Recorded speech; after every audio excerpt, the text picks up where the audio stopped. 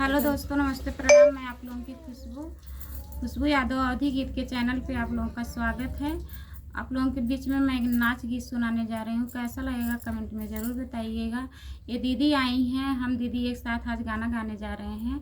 इनके चैनल का नाम है, दीदी बोल दीजिए। VIP पिंकी। दीदी का चैनल का नाम VIP पिंकी है। आप लोग इनका भी सपोर्ट करिएगा।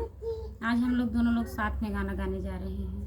कैसा लगेगा कमेंट में ज़रूर बताइएगा।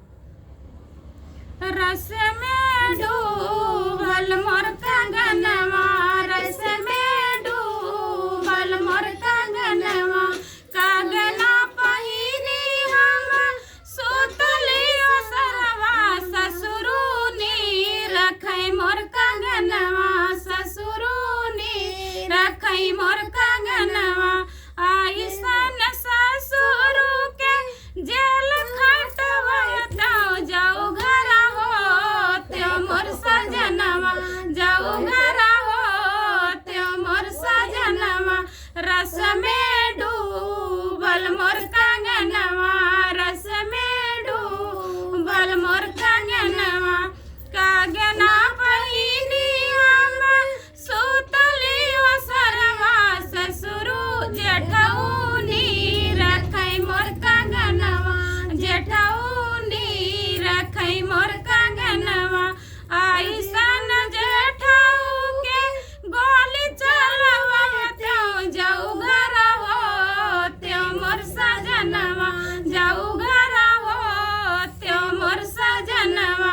रस में डूबल मोर कंगनवा, रस में डूबल मोर कंगनवा, कागना पहिरी हम सुतलियो सरवा, देवरानी रखै मोर कंगनवा, देवरानी रखै मोर कंगनवा।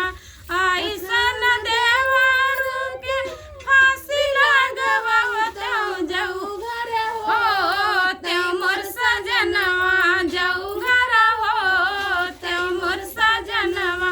रस में डूबल मोर कंगनवा, रस में डूबल मोर कंगनवा।